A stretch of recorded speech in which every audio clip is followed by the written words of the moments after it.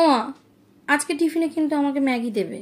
আমার সব বন্ধুরা ম্যাগি নিয়ে আসে, আর তুমি আমাকে কোনোদিন ম্যাগি দাও না। ও মা, একটা চিপসের প্যাকেট কিনে দেবে মা? দাও না, দাও না।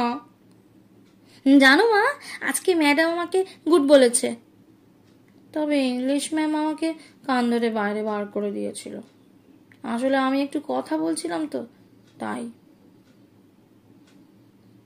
6 বছরের জিতু অত্যন্ত প্রাণচঞ্চল ও বুদ্ধিমান একটি বাচ্চা। সারাক্ষণ কথা বলতে খুব ভালোবাসে, নিজেও হাসতে ভালোবাসে, আর অপরকে হাসাতেও ভালোবাসে। কারুর কথা শুনুক না শুনুক, স্কুলে ম্যাডামের কথা শুনবে। বড় টান দুজনের। পড়াশোনা করে অনেক বড় হবে, চাকরি করবে, মা বাবার খেয়াল রাখবে, অনেক স্বপ্ন জিতুর। জিতুর মা জিতুকে কোনো প্যাকেট ফুড দেন না, পাছে ছেলে অসুস্থ হয়ে পড়ে। ছেলের ব্যাপারে তিনি ভীষণ সতর্ক, তার ভীষণ চিন্তা ছেলেকে নিয়ে। প্রতিটা মিটিংয়ে স্কুলের ম্যাডামদের সঙ্গে ছেলেকে নিয়ে আলোচনা করেন যে এত দুরন্ত ছেলেকে তিনি কি করে সামলাবেন, কি করবেন তাকে নিয়ে। স্কুলের সব থেকে দুরন্ত ছেলে হিসাবে জিতুর বেশ নাম ডাক। ম্যাডাম বলতেন, সবে তো নার্সারি, কি বা বয়স ওর, ওকে নিয়ে এত চিন্তা করবেন না। তাছাড়া অন্যান্য বাচ্চার থেকে ও অনেকটাই ম্যাচিউরড। পড়াশোনাতেও বেশ ভালো জিতু। দেখতে দেখতে স্কুলে 3টে বছর কাটিয়ে ফেলল। গেল বছর স্কুলের অ্যানুয়াল ফাংশনে জিতু নাচে অংশগ্রহণ করে বেশ আনন্দ পেয়েছিল।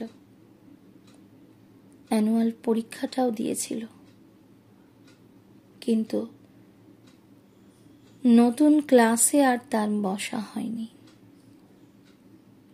নতুন বছরে শুরু হয়েছিল জিতুর নতুন লড়াই। এক হসপিটাল থেকে আরেক হসপিটাল, এক রাজ্য থেকে আরেক রাজ্য, জিতু লড়াই করতে শুরু করেছিল। ডাক্তার বইয়ের বদলে ধরিয়ে দিয়েছিল এক গোছা রিপোর্ট, পেন্সিলের বদলে দিয়েছিল ইনজেকশন, আর রঙের বদলে দিতে হয়েছিল রক্ত।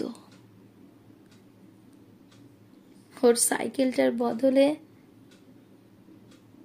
দেয়া হয়েছিল হুইল চেয়ার। মা, আমি কবে স্কুলে যাব? আমার সব বন্ধুরা রোজ স্কুলে যায়, কত আনন্দ করে। আমি কবে স্কুলে যাব মা? মায়ের বুকের ভেতর তীব্র ঝড়। কাকে সান্ত্বনা দেবে সে? জিতুকে না নিজেকে? হসপিটাল আর বাড়ি, বাড়ি আর হসপিটাল, রক্ত আর যন্ত্রণা, যন্ত্রণা আর রক্ত। জিতু ভীষণ ক্লান্ত।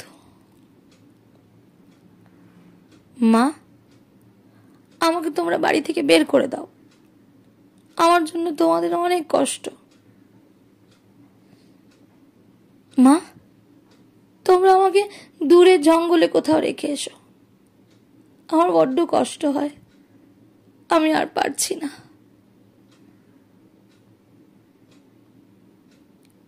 দীর্ঘ 6 মাসের যন্ত্রণা, লড়াই, হসপিটালের ভেন্টিলেশন। ভোর 3টে,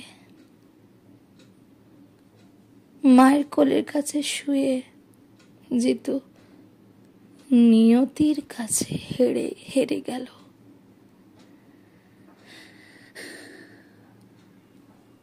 নতুন বইগুলো আজও সুন্দর করে গোছানো টেবিলের উপর। কিন্তু বাবা মার জীবনটা এলোমেলো করে অনেক অনেক দূরে চলেছে জিতু। জিতু, ভালো থাক, ভালো থাক জিতু, ভালো থাক।